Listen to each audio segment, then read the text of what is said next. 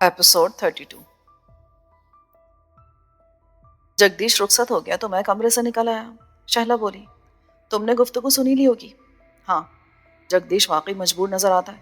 वो ठीक कह रहा था कि पुलिस वाले वसी इख्तियारात रखने के बावजूद बड़े मजबूर होते हैं। मैं कर्नल भंडारी को फ़ोन करी हूँ। वो मेरे गहरे दोस्तों में से है, बल्कि जगदीश से भी ज़्यादा गहरे मरासिम है मेरे। मेरा ख्याल है कि वो इस जानिब ज़रूर तवज्जो देगा। हर हसास आदमी को इस जानिब तवज्जो देनी चाहिए। बहरहाल अब मैं चलता हूँ, तुम कर्नल से बात कर लेना। मैं कल किसी वक्त आकर सूरत हाल मालूम कर लूँगा। तुम्हें जाने की क्या ज़रूरत है, यहीं ठहरो। एक बात मेरी समझ में ये नहीं आ रही कि तुम इस मामले से खुद को अलग क्यों रखना चाहते हो। कर्नल भी जगदीश की तरह मुझसे यही पूछेगा कि मुझे ये मालूमात कहाँ से मिली, इसलिए तुम्हारा मौजूद रहना नहायत ज़रूरी है। आखिर तुम खुद को ज़ाहिर करने में क्या खतरा महसूस करे हो? शायद हैबत खान से डरते हो। शहला ने मेरी मर्दानगी को चैलेंज कर दिया। मैंने सोचा, खुद को पोशीदा रखने में उलझन पैदा हो सकती है। हैबत खान एक बासर आदमी है और कोई भी एजेंसी मोतबर इत्तला के बगैर उस पर छापा नहीं मार सकती। चनाचे मैंने शहला की बात मान ली और चूंकि उससे शंकर की हैसियत से मुतारिफ हुआ था, चनाचे कर्नल भंडारी के सामने भी खुद को इसी हैसियत से पेश करना था। शहला के फ़ोन करने के आधे घंटे बाद कर्नल भंडारी उसके घर आ गया। वो शहला के साथ जगदीश से भी ज़्यादा बेतकल्लुफ़ मालूम होता था। फौजी होने के नाते वो इंतहाई जसीम और ताकतवर था। मेरी मौजूदगी की परवाह किए बगैर वो वालेहाना अंदाज में आगे बढ़ा और बड़ी बेतकल्लुफ़ी से बोला, क्या बात है, मेरी रानी ने कैसे याद किया इस समय? वो अभी तक मेरी मौजूदगी को नज़रअंदाज किए हुए थे। एक ज़रूरी काम आन पड़ा है। मुझसे? हाँ। काम की नौयत क्या है? कर्नल ने पहली मर्तबा मेरी तरफ देखा, गोया मैं शैला की सिफारिश हासिल करना चाहता हूँ, उसके ज़रिए कोई काम करने का ख्वाह हूँ। तुमने हैबत खान का नाम सुना है? कौन है हैबत खान? एक जराइम पेशा शख्स है, बम्बई में रहता है और बड़े संगीन जराइम का इर्तिकाब करता है। डार्लिंग, हम फौजियों का जराइम पेशा लोगों से क्या वास्ता? इस सिलसिले में तो पुलिस से बेहतर जानती होगी। पुलिस के लोगों को उसने खरीद रखा है, उन्हें भारी रिश्वतें पेश करता है, इसलिए पुलिस उस पर हाथ डालने से पहलूतही कर रही है। पता तो चले कि उसके जुर्म की नौयत क्या है। बाजार तो वो स्मगलिंग का धंधा करता है, लेकिन दर पर्दा वो दोशीज़ाओं का सौदागर है। दोशीज़ाओं का सौदागर? ये क्या कह रही हो तुम? उसके जराइम की फहरिस्त इतनी तवील है कि उसे सरेआम फांसी पर लटका दिया जाए। वो मासूम लड़कियों को अगवा करता है, उन्हें बदकार बनाता है और मालदार और अयाश लोगों के हाथों फरोख्त कर देता है। वो अब तक बेशुमार लड़कियों को बर्बाद कर चुका है और इस वक्त भी तकरीबन 1 दर्जन लड़कियां उसके कब्जे में हैं, जो मोअज़्ज़िज़ और शरीफ घरानों से ताल्लुक़ रखती हैं। अच्छा। कर्नल के चेहरे पर किसी कदर गुस्से के आसार नमूदार हो गए। ताज्जुब है कि शहर में ऐसे हौलनाक जराम हो रहे हैं और पुलिस खामोश है। पुलिस उसके दबाव में है कर्नल, आला सतह पर उसके वसी ताल्लुकात हैं। पुलिस उस पर हाथ डालते हुए डरती है। पुलिस में अभी तक इस वाक़े की रिपोर्ट नहीं दर्ज कराई गई? बाकायदा तौर पर तो नहीं, तहाँ मैंने अपने एक दोस्त से इस सिलसिले में बात की थी जो पुलिस सुपरिटेंडेंट है, मगर उसने माजूरी जाहिर की। यूँ भी वो इलाका उसकी हदूद में नहीं है। प्लीज़ कर्नल, इस सिलसिले में कुछ करो, ये नेकी का काम है। काम नेकी का तो है, मगर मैं इस सिलसिले में कुछ कर नहीं सकता। मैं फ़ौजी आदमी हूँ और ये सिविल इंतज़ामिया का मामला है। मुझे या फ़ौज को दखल अंदाजी करने का कोई इख्तियार हासिल नहीं है, तावक्ते कि हाई कमान अहकामात सादर ना करे। तो तुम हाई कमान के इल्म में ये बात लाओ ना। मैं ज़िमन में सोचूंगा कि क्या कर सकता हूँ और क्या किया जा सकता है। नहीं कर्नल, फौरी तौर पर कुछ करो। शहला ने ज़िद्दी लहजे में कहा, मैं चाहती हूँ कम अज़ कम वो 12 लड़कियाँ उस खबीस की गिरफ्त से आज़ाद हो जाएं, वरना अगर चंद रोज़ की ताख़ीर हो गई तो वो ग्राहकों को फ़रोख्त कर दी जाएंगी। इस सिलसिले में फौरी तौर पर कुछ करना होगा।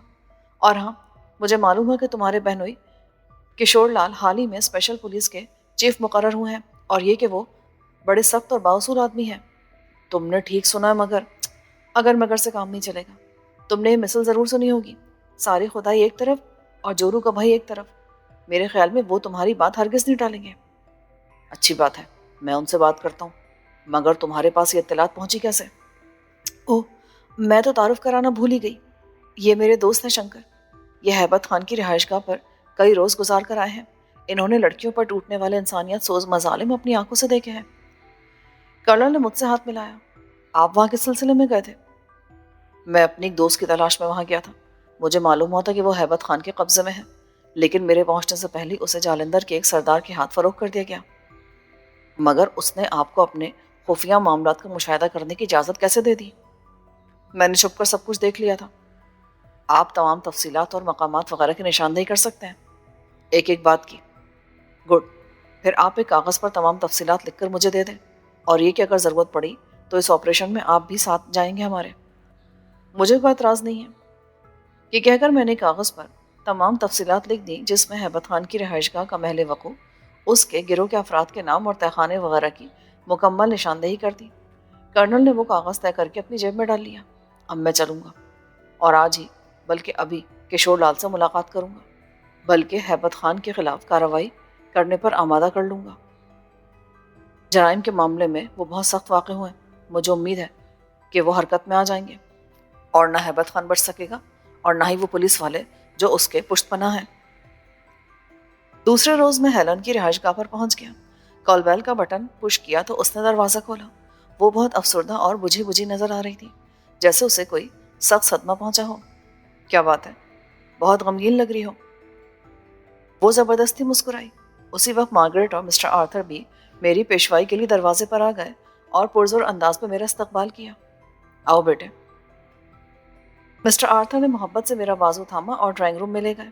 ہم لوگ بہت دیر سے تمہارا انتظار کر رہے تھے، بلکہ اب تو نا امید ہو گئے تھے. میں ایک ضروری کام میں الجھ گیا تھا، لیکن جب وعدہ کر لیا تھا تو نہ آنے کا تو سوال ہی پیدا نہیں ہوتا تھا. میں تمہاری بلند ہمتی اور اصرار سے بہت متاثر ہوا ہوں. واقعی تم قابل رشک نوجوان ہو. شرمندہ مت کیجیے، ورنہ میں بہت زیادہ خوبیوں کا مالک نہیں ہوں. ہم لوگوں کو گفتگو کرتے کچھ زیادہ دیر نہیں گزری تھی کہ مارگریٹ نے آ کر کھانا لگنے کا اعلان کیا. ہم ڈائننگ ٹیبل پر پہنچ گئے. کھانے میں زبردست اہتمام کیا گیا تھا.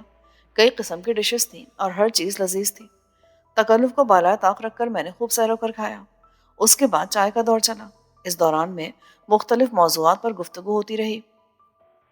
تقریباً 1 گھنٹے بعد میں اٹھ کھڑا ہوا اور رخصت کی اجازت چاہی. کچھ دیر اور بیٹھو، ایسی جلدی بھی کیا ہے؟ میں پھر کسی وقت حاضر ہو جاؤں گا مسٹر آرتھر. اس وقت مجھے ایک ضروری کام سے جانا ہے. ہاں بیٹے، آتے رہنا، تمہیں دیکھ کر دل خوش ہو جاتا ہے. مارگریٹ نے کہا. میں نے وعدہ کر لیا، اور جب رخصت ہونے لگا تو مسز آرتھر نے ایک بڑا سا پیکٹ میری طرف بڑھا دیا. لو، اسے رکھ لو. کیا ہے اس میں؟ رکھ تو لو، گھر جا کر دیکھ لینا. مجھے شک گزرا. پیکٹ کھول کر دیکھا تو اس میں 20,000 روپے تھے. یہ کیا ہے؟ وہ رقم جو تم نے ہیلن کے عوض ہیبت خان کو ادا کی ہے. نہیں نہیں، میں نے پیکٹ واپس کرتے ہوئے کہا. میں رقم واپس نہیں لوں گا، نہ میں نے اس غرض سے ہیلن کو رہائی دلائی تھی. لیکن بیٹے، میرے کہنے سے رکھ لو. مسٹر آرتھر نے اصرار کیا. جی نہیں، ایسا ہرگز نہیں ہو سکتا. آپ میرے خلوص کی قیمت ادا مت کریں. وہ میرے اس جملے سے متاثر نظر آنے لگے. یہ تو ہمارے ساتھ تمہاری زیادتی ہوگی. زیادتی کی کوئی بات نہیں ہے. یہ رقم میری جانب سے ہیلن کی شادی پر خرچ کر دیجیے گا. میری بات سن کر تینوں کے چہرے اتر گئے. کیا بات ہے؟ آپ لوگ خاموش کیوں گئے؟ بیٹا، پیٹرک نے شادی کرنے سے انکار کر دیا ہے. مارگریٹ کہنے لگی. کون پیٹرک؟ ہیلن کا فیونسی. اوہ، مگر کیوں؟ وہ کہتا ہے جو لڑکی ایک عرصے تک گنڈوں اور بدماشوں کے درمیان رہی ہو، میں اس سے شادی نہیں کر سکتا. اس کا کوئی بھروسہ نہیں. اچھا، رہتا کہاں ہے وہ؟ ہیگ اسکوائر کے فلیٹ نمبر 18 میں. پر تم کیوں پوچھ رہے ہو؟ میں ملوں گا اس سے. کیوں؟ اسے قائل کروں گا، صورتحال سمجھانے کی کوشش کروں گا. آئی ہوپ کہ وہ میری بات مان جائے گا. بیکار ہے، وہ بہت ضدی نوجوان ہے. کوئی بات نہیں، مجھے ایسے لوگوں کو راہ راست پر لانا آتا ہے. یہ کہہ کر میں نے انہیں خدا حافظ کہا اور باہر نکل آیا. پھر میں نے ٹیکسی پکڑی اور ہیگ اسکوائر کی طرف روانہ ہو گیا. فلیٹ نمبر 18 کے دروازے پر اطلاعی گھنٹی کا بٹن موجود نہیں تھا. میں نے آہستہ سے دستک دی تو ایک معقول سے نوجوان نے دروازہ کھولا. اس نے حیرت بھری نگاہ مجھ پر ڈالی، پھر انگریزی میں بولا. کس سے ملنا چاہتے ہیں آپ؟ مسٹر پیٹرک سے. میں ہی پیٹرک ہوں، فرمائیے کیا خدمت کر سکتا ہوں آپ کی؟ میں آپ سے کچھ بات کرنا چاہتا ہوں. اس بار ذرا تفصیلی نظر سے اس نے میرا جائزہ لیا. اندر تشریف لے آئیے. وہ مجھے ایک مختصر سے ڈرائنگ روم میں لے گیا اور بیٹھنے کا اشارہ کرتے ہوئے سوالیہ انداز میں بولا. جی فرمائیے. میں ہیلن کے سلسلے میں بات کرنے آیا ہوں. ہیلن کے سلسلے میں؟ آپ کا کیا تعلق ہے اس سے؟ میرا نام سکندر ہے، اور میں ہیلن کو ہیبت خان کے قبضے سے نکال کر لایا تھا. اوہ، تو آپ لائے تھے ہیلن کو وہاں سے؟ اس کے لہجے میں نشتر کی چبھن سی تھی. کسی مظلوم لڑکی کی مدد کرنا کوئی معیوب بات تو نہیں ہے. بالکل نہیں، بالکل بھی نہیں، میں تو آپ کی نیت پہ شبہ نہیں کر رہا۔ مجھے معلوم ہوا کہ آپ نے ہیلن سے شادی کرنے سے انکار کر دیا ہے۔ جی ہاں، مگر آپ کا ہمارے ذاتی معاملات سے کیا تعلق ہے؟ یقیناً یہ آپ کے ذاتی معاملات ہیں اور مجھے دخل اندازی کا حق نہیں پہنچتا۔ تاہم میں اتنا کہہ سکتا ہوں کہ ایک بھائی اپنی منہ بولی بہن کی طرف سے آیا ہے اور پرخلوص جذبات لے کر آیا ہے، اور وہ بھی بڑی امیدوں کے ساتھ۔ پیٹرک کے چہرے پر اب تک جو سختی کے آثار نظر آ رہے تھے ان میں کمی واقع ہو گئی۔ وہ نرم لہجے میں بولا، مسٹر سکندر، میں آپ کے جذبات کی قدر کرتا ہوں، لیکن آپ خود سوچیں، میں ہیلن پر کیسے اعتبار کر لوں؟ وہ اچانک غائب ہو گئی تھی۔ اب معلوم ہوا کہ وہ ہیبت خان کے قبضے میں تھی۔ ہیبت خان اول درجے کا جرائم پیشہ ہے، سارا شہر اسے جانتا ہے۔ کیا اس کی عزت محفوظ رہ گئی ہوگی؟ بتائیے، میں اسے کیسے قبول کر لوں؟ اس پر کیوں کر اعتبار کروں؟ بات اعتبار کی نہیں ہے دوست، اثار کی ہے، اور انسانیت تم سے اثار کا تقاضا کرتی ہے۔ تم یہ جانتے ہو کہ ہیلن اپنی مرضی سے ہیبت خان کے پاس نہیں گئی تھی۔ تم اس کی سابقہ زندگی کے بارے میں بھی بہت کچھ جانتے ہوگے کہ وہ کس کردار کی لڑکی تھی۔ بہت اچھی طرح، وہ ایک شریف اور پاک باز لڑکی تھی، مگر اب… ایک منٹ مسٹر پیٹرک، تم یہ بات تسلیم کرتے ہو کہ وہ پاک باز لڑکی تھی؟ یہ بھی جانتے ہو کہ وہ اپنی مرضی سے ہیبت خان کے پاس نہیں گئی تھی؟ یہ اس کی بد نصیبی تھی کہ ہیبت خان نے اسے اغوا کر لیا اور وہ اس کے ظلم و ستم کا نشانہ بنی۔ اس کے ساتھ جو کچھ ہوا اور وہ جن المناک حالات سے گزری، اس میں ہیلن کی مرضی کو کوئی دخل نہیں تھا۔ میں نے چند لمحے رک کر پیٹرک کے چہرے کے تاثرات کا جائزہ لیا۔ اس کی آنکھیں سوچ میں ڈوبی ہوئی تھی اور چہرے پر ہمدردی اور غور و فکر کے آثار نمایاں ہو رہے تھے۔ ہیلن قابل نفرت نہیں ہے، وہ قابل رحم ہے میرے دوست، ہمدردی کے مستحق ہے۔ اگر معاشرہ ایسی لڑکیوں کو ناکردہ گناہ کے الزام میں ٹھکرا دے گا تو ان کی زندگی تباہ ہو جائے گی، وہ گناہوں کی دلدل میں دھستی چلی جائیں گی، معاشرے میں برائیاں اور بدکاریاں جنم لیں گی۔ بس ہمارے لیے لازم ہے کہ ہم حالات کو سامنے رکھ کر اس کی روشنی میں فیصلہ کریں اور ایسی لڑکیوں کو اپنانے میں آگے بڑھیں، ان کی زندگی سنوارنے میں مدد دیں۔ انسانی اقدار ہم سے یہی تقاضا کرتی ہے۔ ہیلن میری نظر میں آج بھی مریم کی طرح پاکیزہ ہے۔ اگر تم اسے قبول کر لو گے تو خدا بھی تم سے خوش ہوگا، معاشرے میں تمہیں عزت کی نگاہ سے دیکھا جائے گا اور ایک بد نصیب لڑکی کی لائف مزید تباہیوں سے بچ جائے گی۔ مسٹر سکندر، پیٹرک کے لہجے میں خلوص ٹپکنے لگا، تم یقیناً بہت عظیم انسان ہو۔ میں تسلیم کرتا ہوں کہ میں غلطی پر تھا اور میں نے غلط فیصلہ کیا تھا۔ تمہاری گفتگو نے میرے دل میں عجیب سی تڑپ پیدا کر دی ہے۔ ہیلن کی طرف سے میرا دل صاف ہو گیا ہے۔ میں اب بھی اسے مریم کی طرح پاک سمجھتا ہوں۔ اسے قبول کرنے میں فخر محسوس کروں گا۔ میں آج اس کے والدین سے مل کر اپنے رویے کی معافی مانگ لوں گا اور شادی جلد ہو جائے گی۔ مگر کیا؟ آپ کو شادی میں ضرور شریک ہونا پڑے گا۔ کیوں نہیں؟ لیکن میں کل کچھ عرصے کے لیے جالندھر جا رہا ہوں۔ تو ٹھیک ہے، شادی آپ کی واپسی کے بعد ہی ہوگی۔ آپ کی شرکت بہت ضروری ہے۔ اچھا مسٹر پیٹرک، اب اجازت دو، صبح روانگی ہے، کچھ انتظامات کرنے ہیں۔ پیٹرک نے مجھے پرجوش انداز میں رخصت کیا اور جب میں اس کے فلیٹ سے نکل کر سڑک پر آیا تو ہاکر سائیکل پر اخبار رکھے چیخ رہا تھا، ہیبت خان کے اڈے پر اسپیشل پولیس کا چھاپا، تمام مجرم گرفتار کر لیے گئے، ہیبت خان فرار ہو گیا، 12 لڑکیاں برآمد۔ ہاکر کی آواز نے میرے پورے وجود میں خوشی کی لہر دوڑا دی۔ میں نے جلدی سے اخبار خریدا اور خبر پڑھنے لگا۔ اسپیشل پولیس نے ہیبت خان کے بنگلے پر کامیاب چھاپا مارا تھا۔ اسپیشل پولیس کے چیف کشور لال نے اس کارروائی میں بذات خود حصہ لیا تھا۔ 12 لڑکیاں برآمد کر لی گئی تھیں اور ہیبت خان کے گینگ کے بہت سے افراد کو گرفتار کر لیا گیا تھا، مگر وہ کمبخت خود بچ نکلا تھا اور پولیس کو جل دے کر فرار ہو گیا تھا۔ ہرچند کے ہیبت خان کے گروہ کا قلع قمع کر دیا گیا تھا۔ 12 مظلوم لڑکیاں آزاد کرا لی گئی تھیں، لیکن ہیبت خان کے فرار سے میری خوشی آدھی رہ گئی۔ اس مردود کا بچ جانا انتہائی خطرناک تھا۔ تاہم یہ اطمینان تھا کہ اس کے ساتھیوں پر جب مار پڑے گی تو ان میں سے کوئی نہ کوئی ہیبت خان کی نشاندہی کر دے گا اور وہ جلد یا بدیر پکڑا جائے گا۔ میں نے اس وقت ایک پبلک بوتھ میں داخل ہو کر شہلا کا شکریہ ادا کیا۔ شنکر ڈارلنگ، شکریہ میرے گھر آ کر ادا کرو۔ یہ دور دور رہ کر شکریہ کہنا ٹھیک نہیں ہے۔ اسی خوشی میں آج رات ہم جشن منائیں گے۔ صبح میں رانی کی تلاش میں جالندھر جا رہا ہوں۔ واپسی پر تمہارے ساتھ آ کر ضرور جشن مناؤں گا۔ ابھی تو مجھے سریش کی خبر بھی لینی ہے۔ اس وقت تک کے لیے خدا حافظ۔ بوتھ سے نکل کر میں گھر روانہ ہو گیا۔ گھر پہنچا تو شانتی موسی میرے چہرے پر خوشی کے آثار دیکھ کر بولی، اے بیٹا، کیا رانی کا پتہ چل گیا؟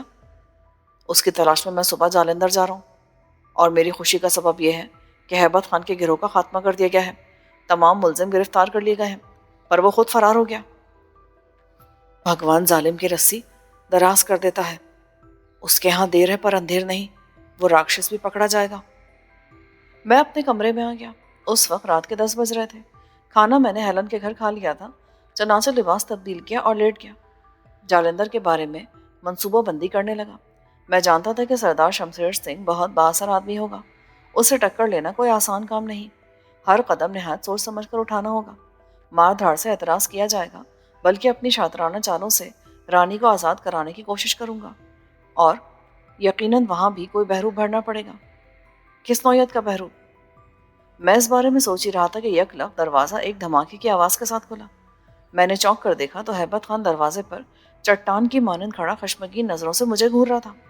اس کے چہرے پر غیظ و غضب کے آثار تھے اور ہاتھ میں اسٹین گن تھی جس کی نال میری جانب اٹھی ہوئی تھی۔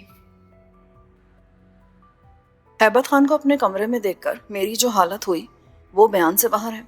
کسی بھی لمحے ٹریگر پر اس کی انگلی کا دباؤ سخت ہو سکتا تھا اور ایک یا ایک سے زائد گولیاں میرے جسم میں بے بس ہو سکتی تھیں۔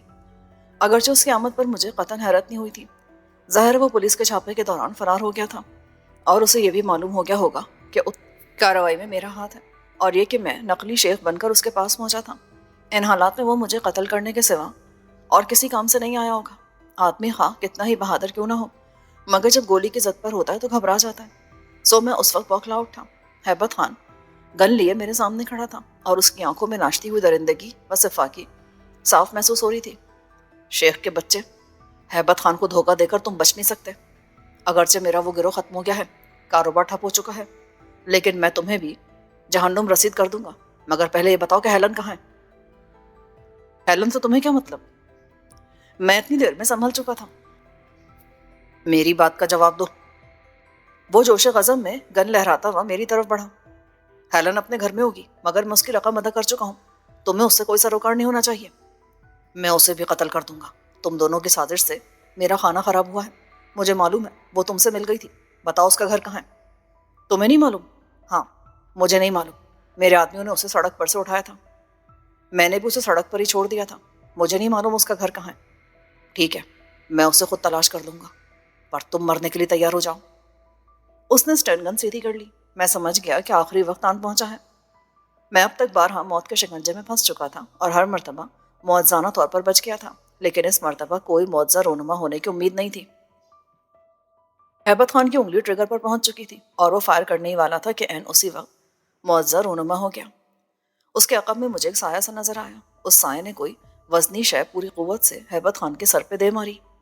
وہ لہرا کر اسٹین گن سمیت فرش پہ ڈھیر ہو گیا۔ میں تیزی سے آگے بڑھا، مگر دوسرے لمحے میری آنکھیں حیرت سے پھٹی رہ گئیں۔ شانتی موسی ہاتھ میں بیلن لیے کھڑی تھی۔ کون ہے یہ؟ شاید تمہیں گولی مارنا چاہتا تھا، وہ کسی قدر گھبرائے ہوئے انداز میں بولی۔ میں کس زبان سے تمہارا دھنیہ واد کہوں موسی؟ اگر تم ذرا دیر اور نہ آتی نا تو یہاں میری لاش پڑی ہوتی۔ میں تو سو رہی تھی کہ شور و گل کی آواز سن کر میری آنکھ کھل گئی۔ یہاں ہی تو یہ شخص تم پر بندوق تانے کھڑا تھا اور جان سے مارنے کی دھمکی دے رہا تھا۔ میں جلدی سے رسوئی میں گئی اور بیلن اٹھا لائی۔ تم واقعی بڑی دلیر عورت ہو، اور یہ بندوق نہیں اسٹین گن ہے۔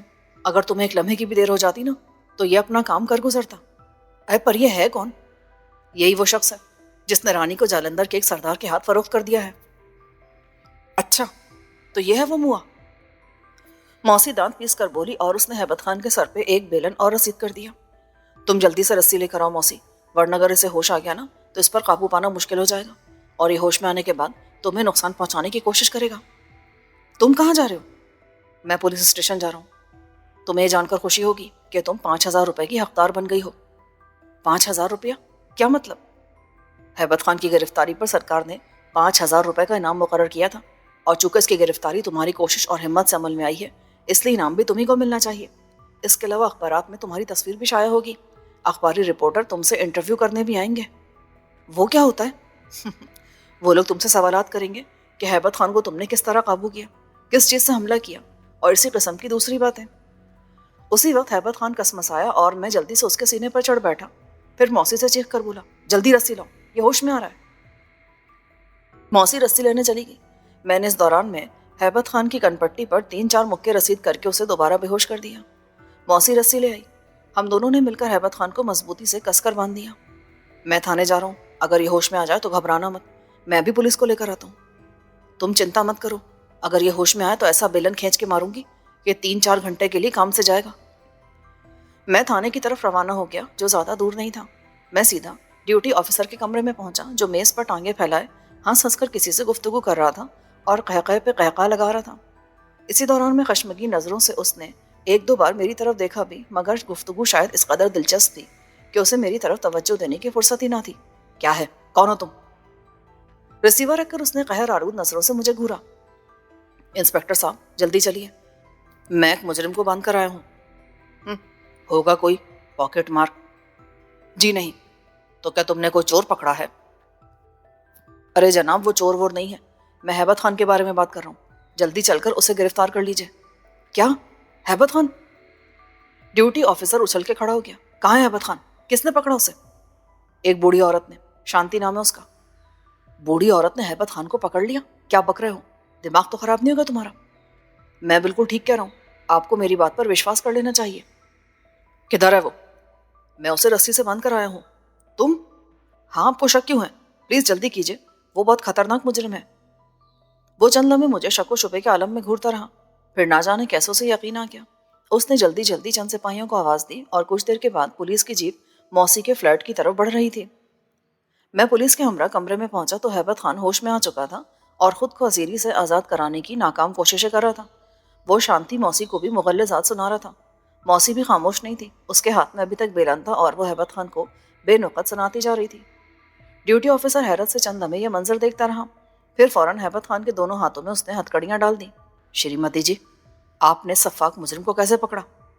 بیلن سے۔ بیلن سے؟ کیا مطلب؟ موسی نے اسے بیلن مار کر بے ہوش کر دیا تھا، مگر اس کے پاس اسٹین گن تھی، یہ کیسے قابو میں آیا؟ انسپکٹر صاحب، اگر آپ نے تاریخ پڑھی ہے تو معلوم ہوگا کہ بڑے بڑے بہادر معمولی لوگوں کے ہاتھوں زیر ہوئے ہیں، یہ کوئی تعجب کی بات نہیں۔ ہاں یہ تو ہے، پر یہ یہاں پہنچا کیسے؟ میں نے اصل واقعہ چھپاتے ہوئے کہا، یہ پناہ لینے کے لیے یہاں آیا تھا اور مجھے گولی مارنے کی دھمکی دے رہا تھا۔ اسی سمے موسی نے عقب سے اس کے سر پہ بیلن مار کے اسے بے ہوش کر دیا۔ بہت خوب خاتون، میں آپ کی ہمت و شجاعت کی داد دیتا ہوں۔ ہیبت خان کو گرفتار کرا کے آپ نے نہ صرف قانون کی سہایتا کی، بلکہ آپ کو سرکار کی جانب سے 5,000 روپے نقد انعام اور اعلیٰ کارکردگی کی سند بھی ملے گی۔ یہ کہہ کر آفیسر نے فرسٹ انفارمیشن رپورٹ مرتب کی، میرے اور موسی کے بیان لیے اور ہیبت خان کو لے کر پولیس اسٹیشن روانہ ہو گیا۔ چند گھنٹے بعد اخبار نویسوں کا گروہ ہمارے فلیٹ پر حملہ آور ہو گیا۔ موسی ایک سیدھی سادھی عورت تھی، ایسے واقعات سے اس کا سابقہ کبھی نہیں پڑا تھا، چنانچہ اس کا گھبرا جانا ایک فطری امر تھا۔ بہرحال میں نے اسے تسلی دی اور رپورٹروں کے سامنے آنے پر تیار کر ہی لیا۔ اخبار نویس عجیب عجیب بےتوقع سوالات کرتے رہے اور کئی گھنٹے موسی کا مغز چاٹتے رہے۔ وہ بوکھلا کر الٹے سیدھے جوابات دیتی رہی۔ اخبار والوں سے جان چھوٹی تو ٹی وی اور ریڈیو کے نمائندے آ گئے۔ موسی کیمرے کے سامنے کبھی نہیں آئی تھی، وہ بری طرح بوکھلا گئی۔ بہرحال میری موجودگی سے اس کی ہمت بندھی رہی۔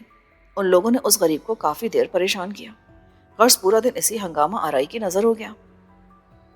اس واقعے نے تمہیں ہندوستان کی وزیر اعظم سے زیادہ شہرت دے دی ہے۔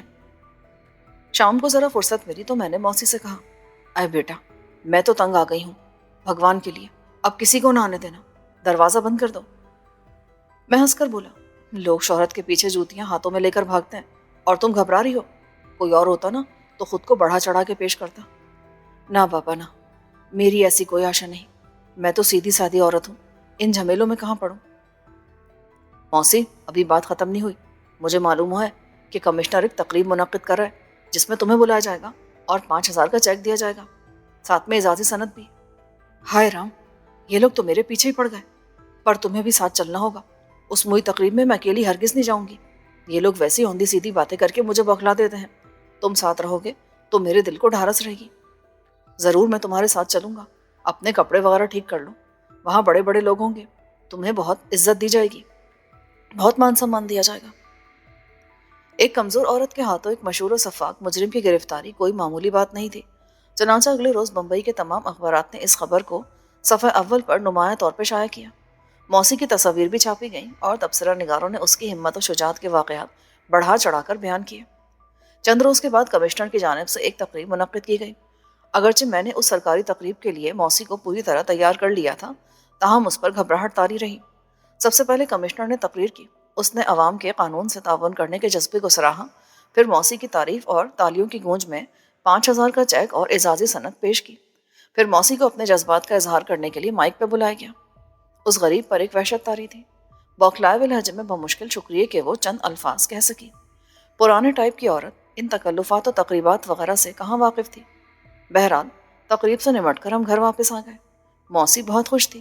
اسے شاید اتنا مان سمان جیون بھر کبھی نہیں ملا ہوگا. یہ تو ہو گیا، پر اب رانی کا کیا بنے گا؟ جب تک وہ واپس نہیں آتی مجھے چین نہیں ملے گا. اگر سرکاری تقریب کا مسئلہ نہ ہوتا تو میں اب تک کبھی کا جالندھر روانہ ہو چکا ہوتا. بہرحال کل شام کی فلائٹ سے روانہ ہو جاؤں گا اور رانی کے بغیر لوٹ کے نہیں آؤں گا. موسی میری کامیابی کی دعائیں کرتی ہوئی اپنے کمرے میں چلی گئی اور میں لاہ عمل مرتب کرنے میں مصروف ہو گیا. سوال یہ تھا کہ جالندھر پہنچ کر مجھے کیا اقدام کرنا چاہیے. شمشیر سنگھ کی تلاش کوئی دشوار طلب امر نہیں تھا. وہ ایک مشہور آدمی تھا اور اس کی رہائش وغیرہ کے بارے میں آسانی سے پتہ چلا جا سکتا تھا. اصل مسئلہ یہ تھا کہ شمشیر سنگھ تک رسائی حاصل کرنے کے لیے کیا طریقہ کار اختیار کیا جائے. ظاہر ہے وہ کوئی معمولی آدمی نہیں تھا. سیکرٹریوں اور خادموں کے ہجوم میں رہتا ہوگا. ایسے آدمی تک پہنچنا ذرا مشکل ہوتا ہے. مزید برآں اگر رسائی حاصل ہو جائے تو خود کو کس حیثیت سے متعارف کرایا جائے. سب سے بڑھ کر یہ کہ اگر تمام مراحل کامیابی سے طے پا جائیں تو رانی کو اس کے قبضے سے نکالنے کے لیے کیا ترکیب کی جائے، اور یہ کہ وہ کہاں ہوگی اور اس تک پہنچنا کس طرح ممکن ہوگا. میں بستر پر پڑا رات گئے تک ان مسائل پہ غور کرتا رہا. رانی کی تلاش اور رہائی بات کی چیز معلوم ہوئی. اصل اور ابتدائی مسئلہ شمشیر سنگھ تک پہنچنا اور اس ضمن میں اپنی حیثیت کا تعین کرنا تھا. آخر بڑے غور و خوض کے بعد میں ایک نتیجے پر پہنچ ہی گیا. اگلے روز میں ایک پرنٹنگ پریس میں پہنچا اور ٹائمز آف انڈیا کے نمائندے کی حیثیت سے وزٹنگ کارڈ چھپوانے کا ارجنٹ آرڈر دے دیا. میں نے چونکہ ڈبل اجرت ادا کی تھی اس لیے شام تک وزٹنگ کارڈ مل گئے. کارڈ میں نے اپنا نام سکندر ہی چھپوایا تھا اور ایسا میں نے بڑی مصلحت کے تحت کیا تھا، ورنہ کوئی فرضی نام بھی اپنایا جا سکتا تھا. دراصل میں نے یہ بات معلوم کر لی تھی کہ فی الواقعہ ٹائمز آف انڈیا کے سٹاف میں سکندر نامی ایک صحافی موجود ہے. اس طرح میرے منصوبے کو حقیقت کا تھوڑا بہت رنگ مل گیا تھا، اور وہ سکندر چونکہ داڑھی رکھتا تھا اس لیے مجھے بھی داڑھی رکھنا پڑی. جالندھر پہنچ کر میں نے ایک بڑے ہوٹل میں قیام کیا. ہوٹل انتہائی پرتکلف اور مہنگا تھا، لیکن میرے لیے اپنی حیثیت کے اعتبار سے اس بڑے ہوٹل میں ٹھہرنا ضروری تھا. غرض پہلے دن میں نے مکمل طور پہ آرام کیا اور دوسرے روز باقاعدہ طور پر یہ سوچنے بیٹھ گیا کہ میرا اگلا قدم کیا ہونا چاہیے. شمشیر سنگھ کے سلسلے میں معلومات حاصل کرنے کے لیے کیا طریقہ کار اختیار کیا جانا چاہیے. آخر میں نے وہی طریقہ اختیار کیا جو ہیبت خان کے سلسلے میں اختیار کر چکا تھا.